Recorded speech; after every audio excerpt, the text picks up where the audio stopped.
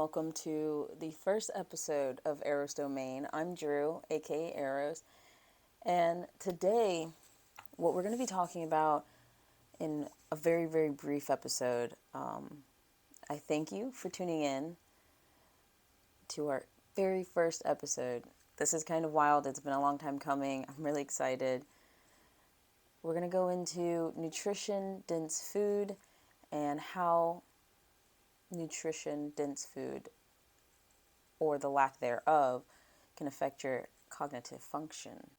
So first off, what is nutrition dense food? Nutrition dense food are whole foods that are unprocessed, and usually these are lower calorie, so you can eat more of it. Leafy greens, different types of nuts, fish, whole grains, beans, sprouts. With that being said, what are some of the benefits of eating these? They're high in vitamins, minerals, healthy fats, usually like lean protein, and other things that are great for not only keeping you full and satisfied because it's saturated in this nutrients that you need, which we'll get into later about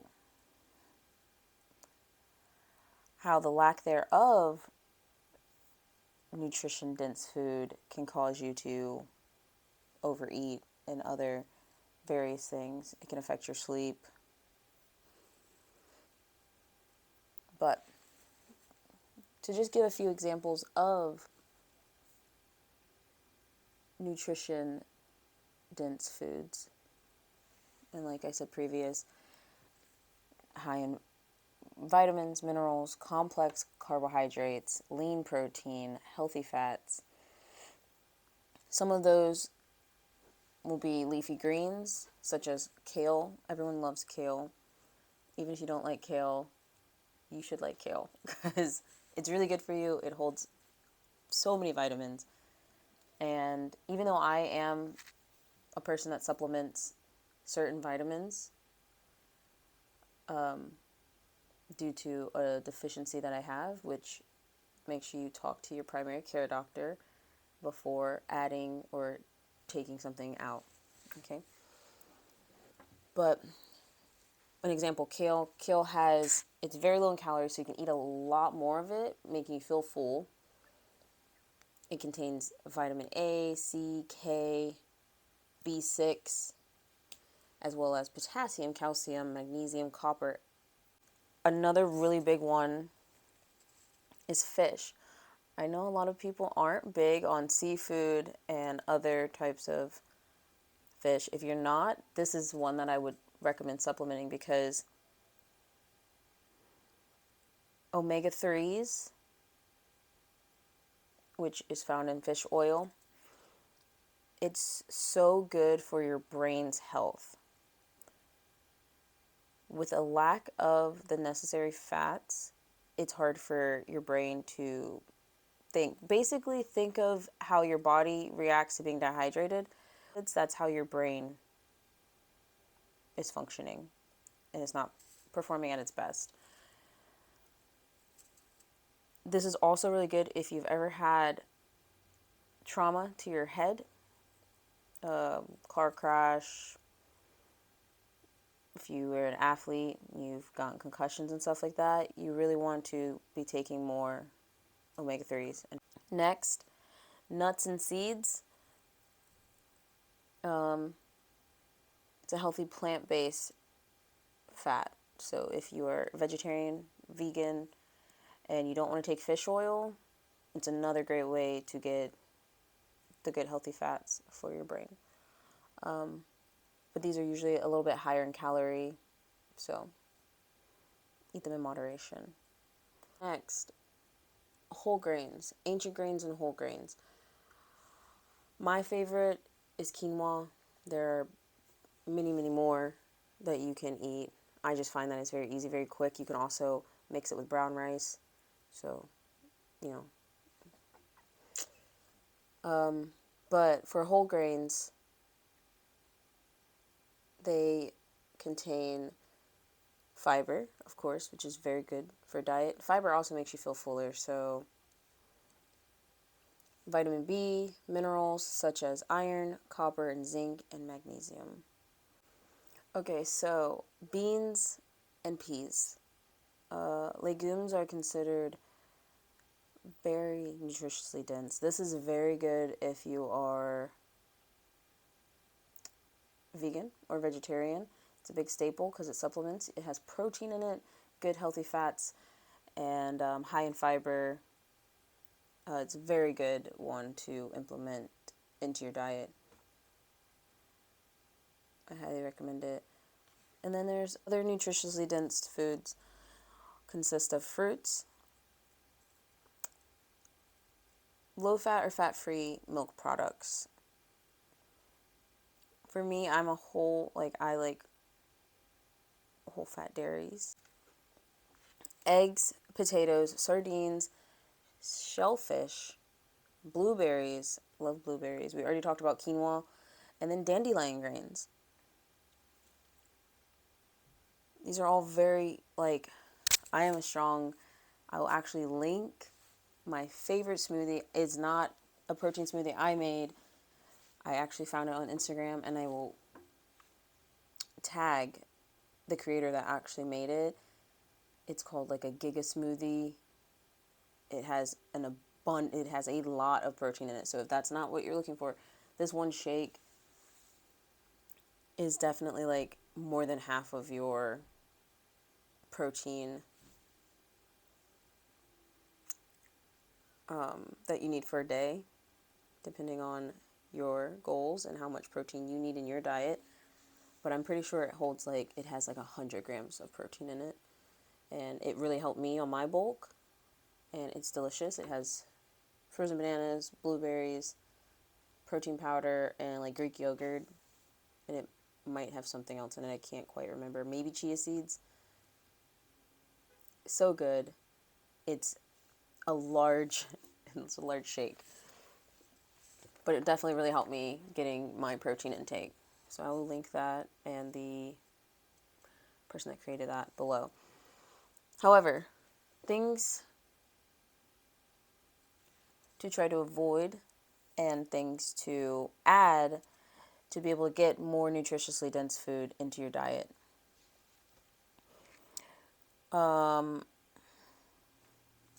My favorite is find a local farmer's market. Buy local, buy seasonal. Take out a lot of the refined sugars, so you want to try to get your sugars from fruit, honey. It's also good to get a good local honey because then you get used to the pollen in the area. If you have a lot of allergies, that's a really good one. You can even just do a tablespoon of honey, of like local bee honey, and that will help with a lot of your allergies. At least that's what my allergist always recommends. So next, you can start your own garden. I'm a big fan of that. I used to actually live on a farm. My mom had a farm, and it was probably the best produce I've ever had. Best eggs and everything else that we raised there too.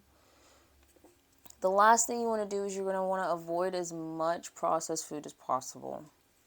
And if you just flip over any box or container of like food, you can read all the different ingredients and stuff in there. And that's really why you want to eat whole. You know where the stuff is coming from. You know what's in it. A lot of the things on the back of food containers you can't even pronounce, honestly. It's like a lot of interesting stuff back there. And a lot of unnecessary things you don't need. And a lot of added sugar. Because sugar is addicting. So it's really just to get you to want to like buy more, eat more, and keep you nutritiously deficient, honestly. Because your brain still thinks it's hungry. And then you keep going, you keep trying to find more food and stuff, and it's really because you're lacking nutrition. So, eat whole, even if you have to slowly start by just doing one meal a week or one meal out of your 3 meals a day is a whole food, and then it'll slowly start progressing to where all of your meals, cook your meals at home instead of eating out. And I'm not saying you can't have special occasions, you can't go out and eat and stuff like that, but definitely be mindful of the decisions you make when you go out to eat fast food. Okay, so the next part of our first episode is about nutrition and how it affects your cognitive function. Well, first, let's talk about poor nutrition. Being nutrition deficient. Having a deficiency is a lack of B12, B9, zinc, vitamin D, iron, omega-3 fatty acids, vitamin C, magnesium, can cause symptoms like depression, dementia, and brain fog. So what does that all mean?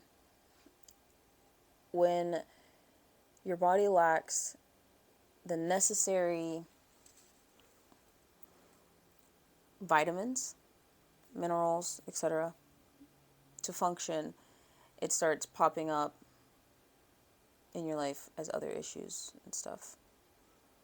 That's why I always say it's very important to get outside and get sun. It's very important to make sure you're eating, hydrating, and just making sure your diet is saturated in the necessary nutrition that you do need. And if not, to supplement that. And that's okay. Like, don't be scared of supplementation. Also, talk to your doctor if you are having areas that you're having trouble boosting. Like, for me and a lot of other women, iron is a big one. So, typically, that leads to anemia and stuff like that as well.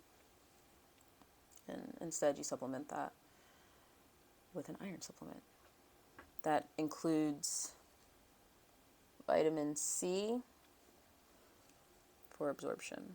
So, undereating, which a lot of people fall victim to in such a busy go society that we live in. If you don't live in America, it might be different, but if you live in a little, like, a rural area in America, it might be different also. You guys might have a slower vibe, but a lot of people that live in the concrete jungle or in one of, like, the meccas of America know how it is.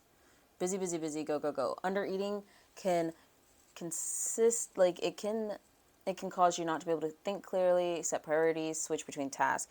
It makes it very hard to think because your body is starving and it's going kind of into a fight or flight mode, and it's trying to pull resources from wherever it can when you need to fuel your body with food. It's very important. Food is fuel. Don't be scared to eat. Even if your goal is to lose weight, you still need to eat. Don't starve yourself. And undereating can also cause your mood to jump sporadically as well, whether that be not being able to regulate them, being irrational, obsessive, easily angered. So, lack of nutrition, finding itself from undereating, can cause a lot of problems mentally and emotionally. Okay, next, inflammation and oxidative stress. A diet low in omega-3s can contribute to memory loss by increasing inflammation and oxidative stress in the hippocampus. However, eating fruits and vegetables high in polyphenols can prevent and reverse age-related cognitive defects by reducing said inflammation and oxidative stress. That's why I was saying earlier about different traumatic brain injuries, that it really helps to implement and even increase your omega-3, because it helps not only reverse, it helps lower the inflammation and repair, like help repair your brain, in a sense. Like, obviously, to an extent. You can talk to a neurobiologist about that, because they know more about the brain than I do.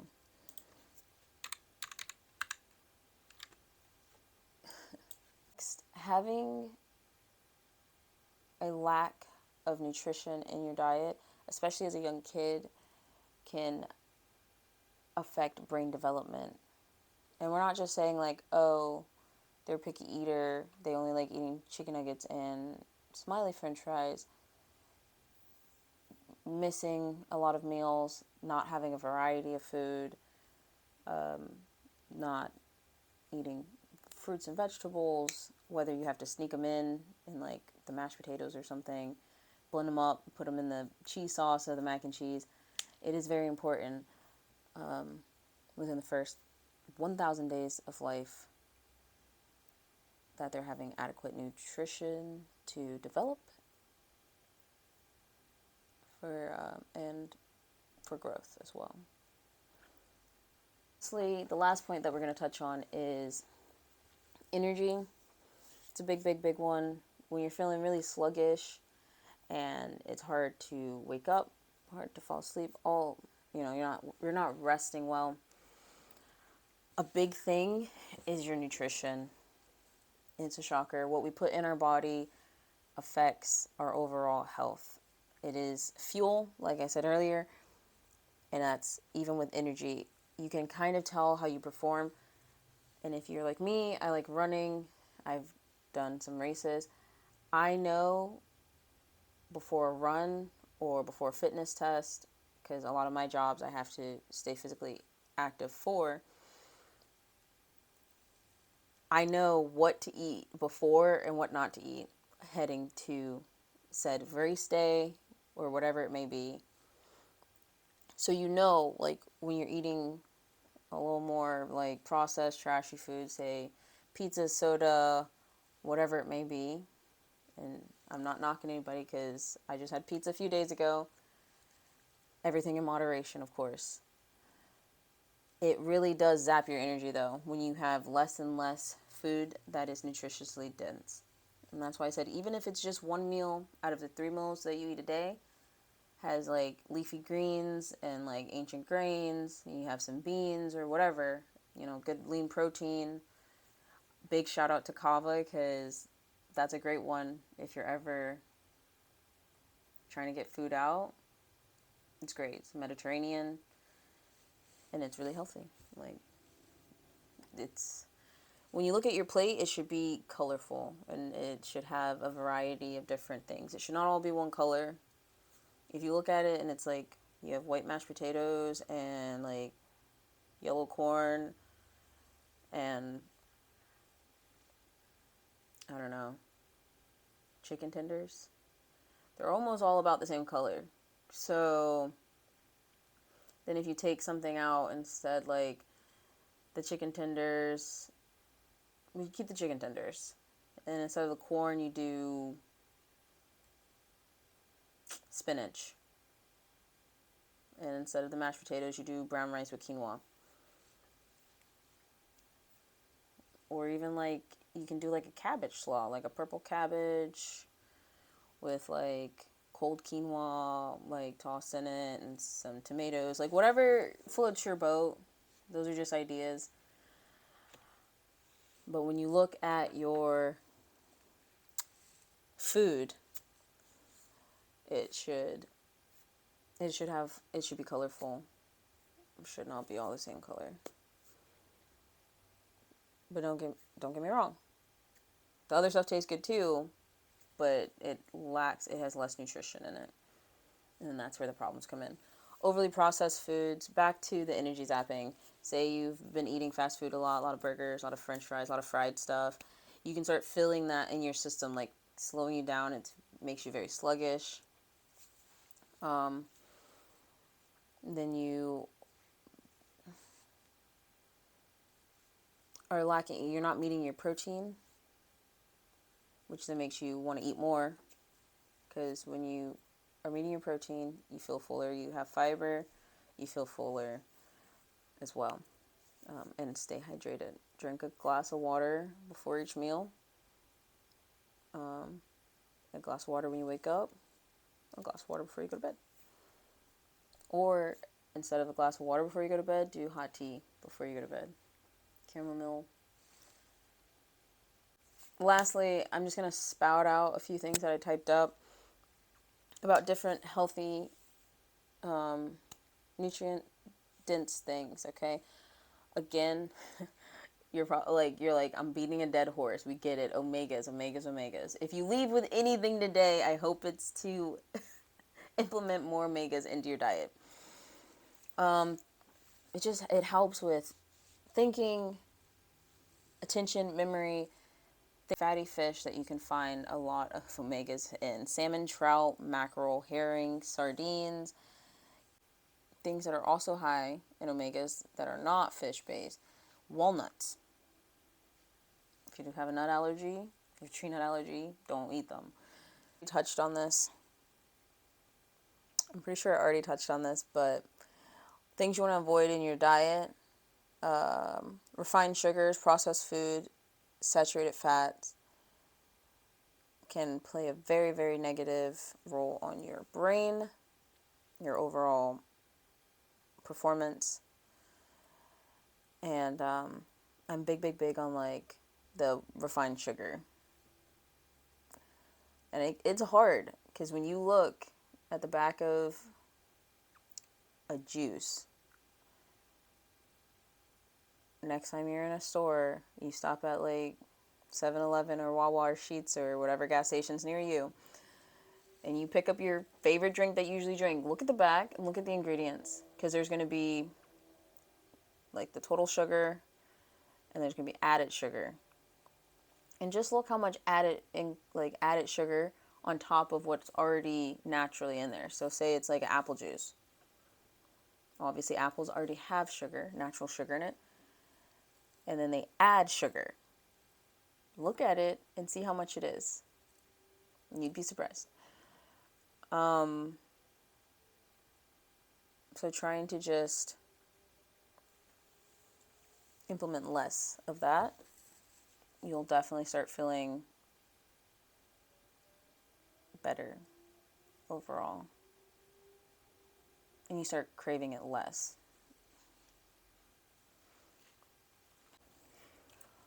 So last thing I want to touch on is just implementing more. I know what you thought I was going to say was omegas. It's actually protein. It's very easy to go on and just find a protein calculator on the internet. It's very easy to find anything on the internet, honestly. And calculate based off of age, fitness, like what your goal is: lose weight, gain weight, whatever. Maintain, build muscle. Like right now I'm bulking, so I'm taking in more protein. How active you are, because obviously if you're more active, it increases your calories, depending on if you work a job where you're sedentary for long periods of time and you don't do a lot of exercise outside of that, or if you work a more physical job like in construction or something, and then you also work out after that, or you don't, like depending on all that. So going and seeing how much protein you need for your daily intake, and then trying to meet that goal daily. Protein it's satiating, so it's going to make you feel fuller and satisfy you for longer. So then you won't end up overeating and reaching for like a bunch of different snacks that's not going to make you feel full. So instead of one thing, grab another thing, or look at the back of the label, see if it contains a good amount of protein or not. Or what on the back of the label it is giving you. Is it just carbohydrates? Is it mostly sugar?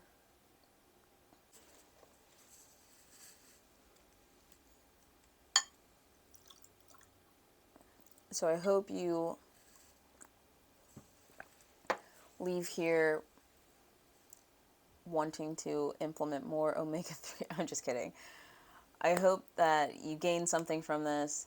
You start implementing more leafy greens and different vegetables, fruits, ancient grains, nuts, and beans, legumes into your diet. Definitely have a more mindful approach when buying things in the store when it comes to processed foods, eating out. And just think about what can help your engine, your body function and perform to the best of its abilities for you. Continue to do great things, spread kindness, and thank you for tuning in to our first episode. And, let's continue to grow together. I'll see you next week. It is your favorite podcaster, Drew, aka Eros, the jack of all trades and a master of none. I'll see you next Wednesday. Peace.